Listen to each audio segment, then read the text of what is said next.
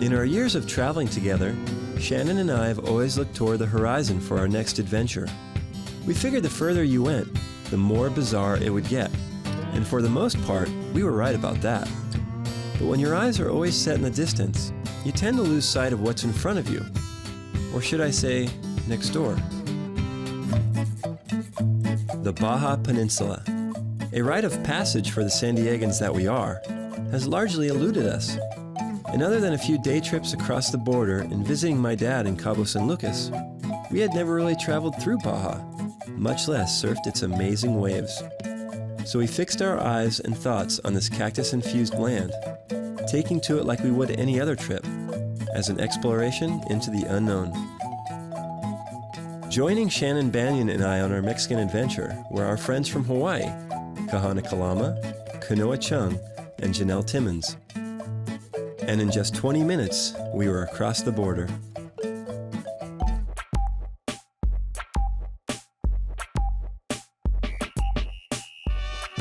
Baja is one of the longest peninsulas in the world, and with over 1,100 miles of mostly difficult to access coastline, an adventurous trip down is a surfer's dream and nightmare at the same time. Mind-numbing drives, endless washboard roads, and a blazing sun burning through your car windows make the adventure a grueling one. And you often show up to find the waves absent, leaving you with nothing but a peaceful lake to gaze upon as you contemplate where to drive to next. But if you pull up and find waves going off with no one else around, it's one of the most euphoric experiences a surfer can have. Just you, your friends, and a dangerous wave you know nothing about.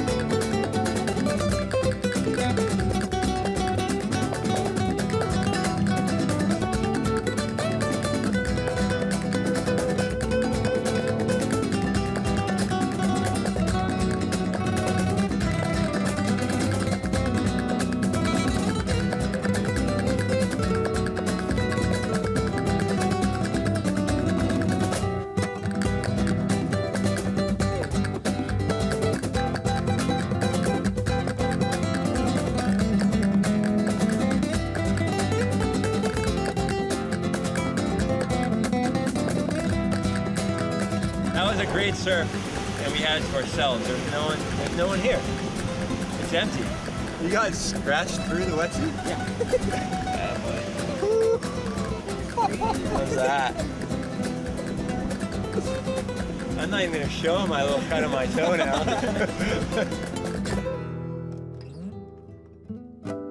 The next morning we were starving, but unfortunately there weren't any Waffle Houses in the nearby town. So we headed back to the beach to see what the local fishermen had brought in. Surfers hate these things. These are what we step on when we're out there in the surf trying to get in on the rocks. So once they insert your foot, they snap. So when you try and grab tweezers to pull them out, they just keep breaking. If you step on one, you might as well pick it up, bring it in, and eat it.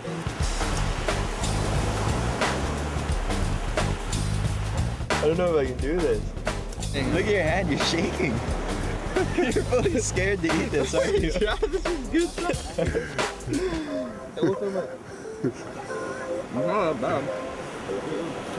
There you have it, a Baja sea urchin, highly edible. Moving on to places, never knowing where my space is. Somewhere down the lonely open road. Heading further down into Baja, we had heard rumors of an epic skate park in the middle of nowhere. We found it. And charged.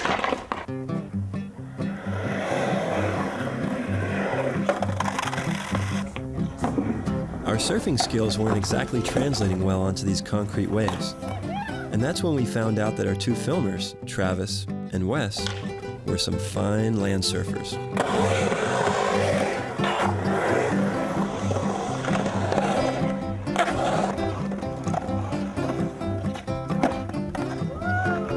This town does not have one paved road, but it has this full world-class skate park with no one on it, gates open, and turns out the cameramen know how to skate.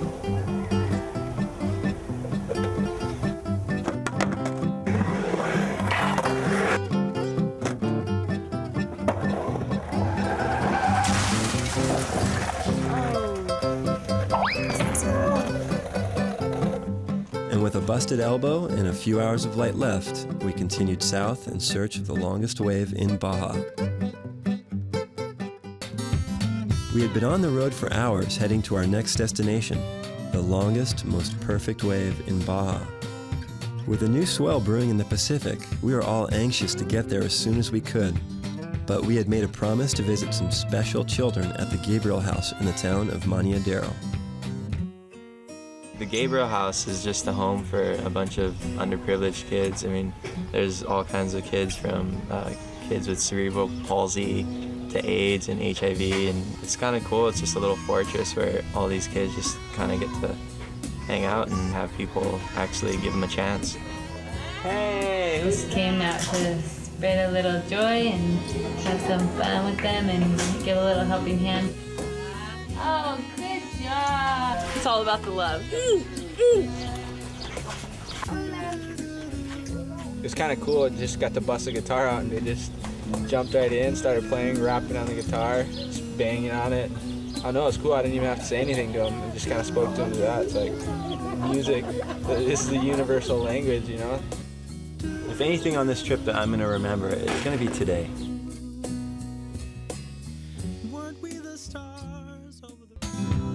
The next morning, we arrived at a beautiful sight to behold, point break after point break.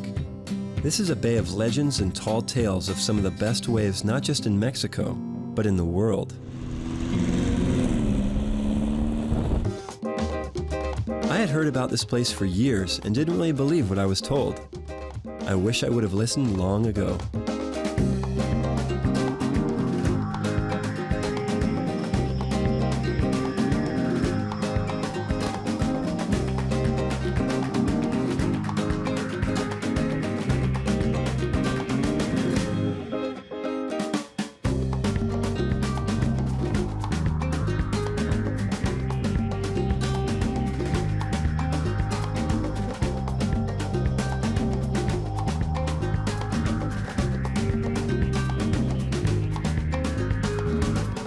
The wave just went forever.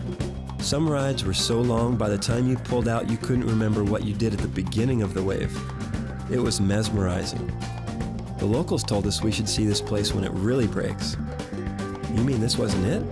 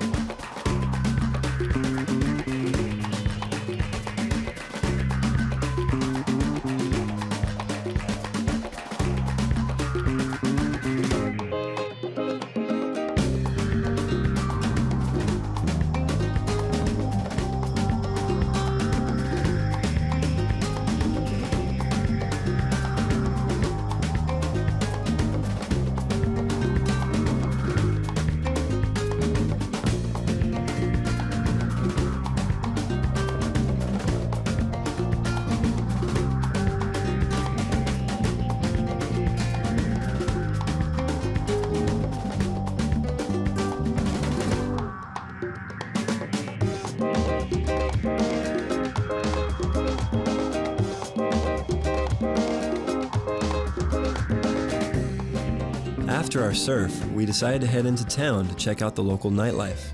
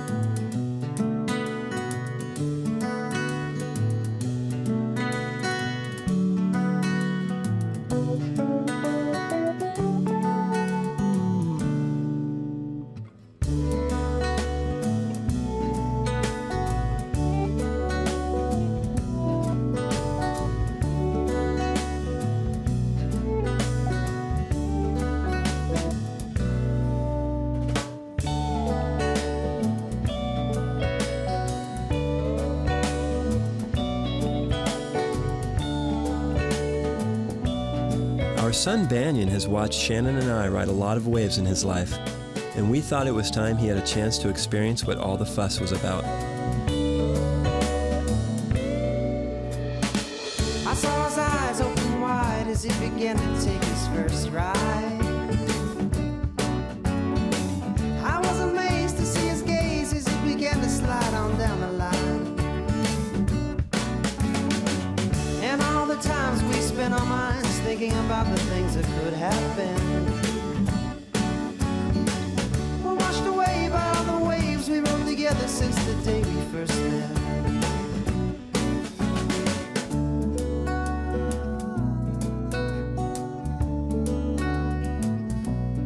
Shannon and I just realized that today is our 10-year anniversary. Woo! So we're gonna go celebrate tonight, and you can't come.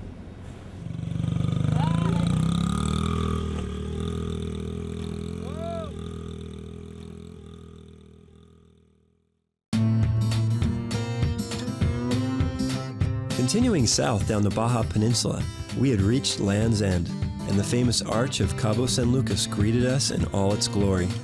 We met up with our good friends Matt and Lily Beecham, who flew down to catch a few waves with us. Matt couldn't wait to get in the water, and neither could we.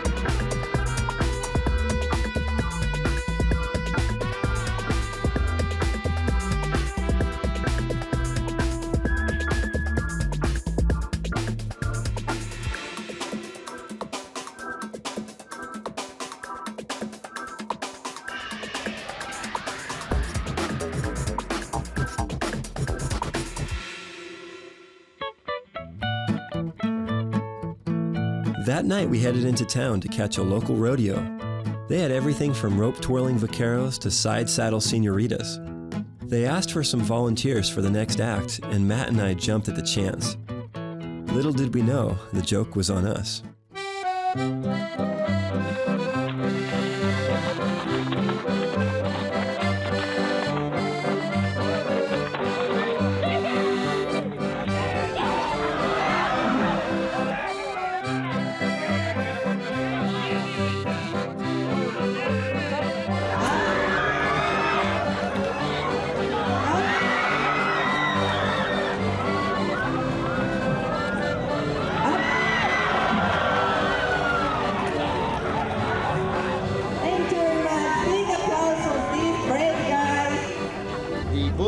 Chance for this time, maybe not next time.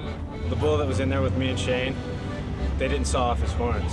So that's why the matadors, after the first thing, they got that bull out of there and brought in another one. He's like, I don't know why they didn't saw off the horns, but if that bull could have, he would have stuck you.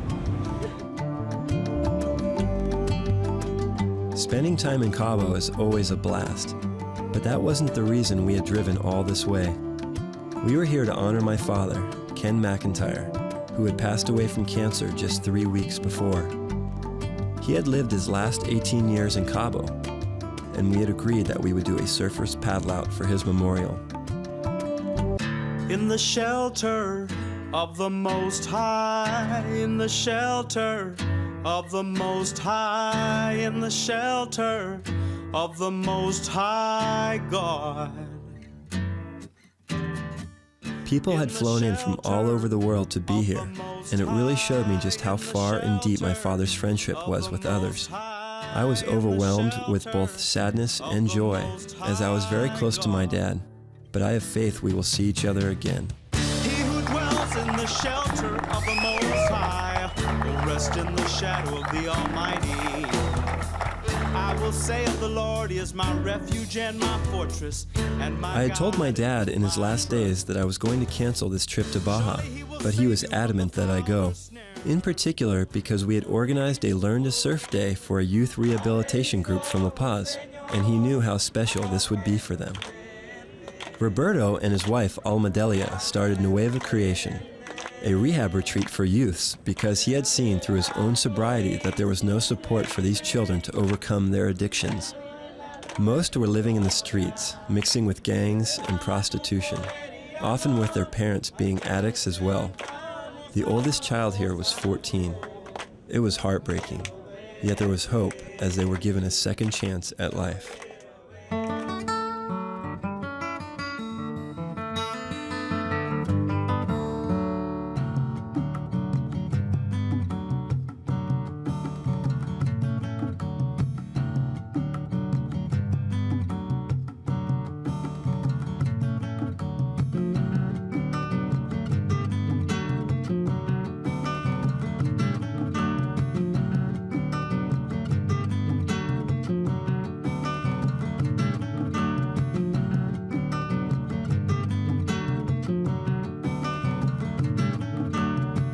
The day couldn't have gone better, and Surf Tech was even cool enough to donate these surfboards to Nueva Creation for their next trip to the beach. Gracias a Dios, mira la bendición que el Señor nos ha dado. It was time to head back home, and most of the crew decided to fly back to San Diego. But Kahana, Kanoa, and I had been itching to make one more stop, a remote island off the coast said to have one of the best beach breaks in Baja. To get there, we would have to go hundreds of miles off course. No problem.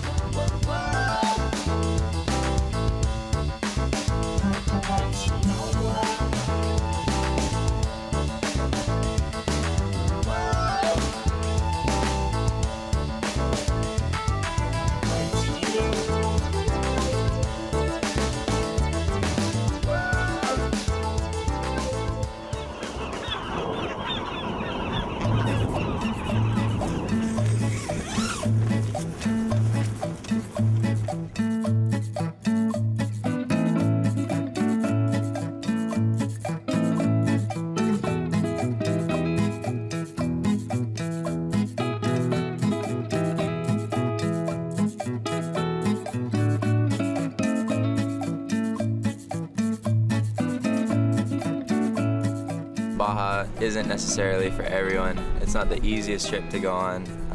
I mean, there's lots of driving, and lots of days that you'll show up to a spot and there won't be any waves.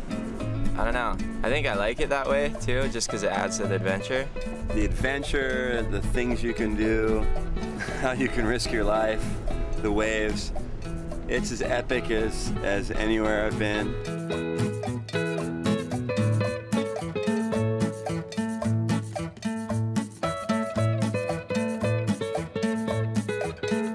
I definitely would like to hit up some of the spots again. Probably not the whole strip.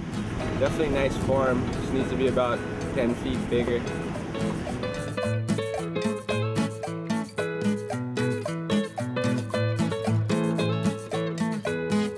Baja still seems like it's somewhat like an untouched place in a lot of ways.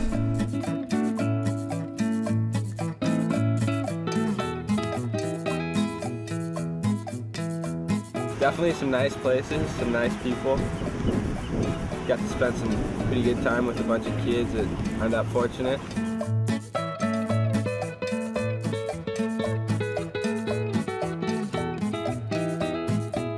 This trip has really opened my mind and my heart to a lot of things. It's changed me.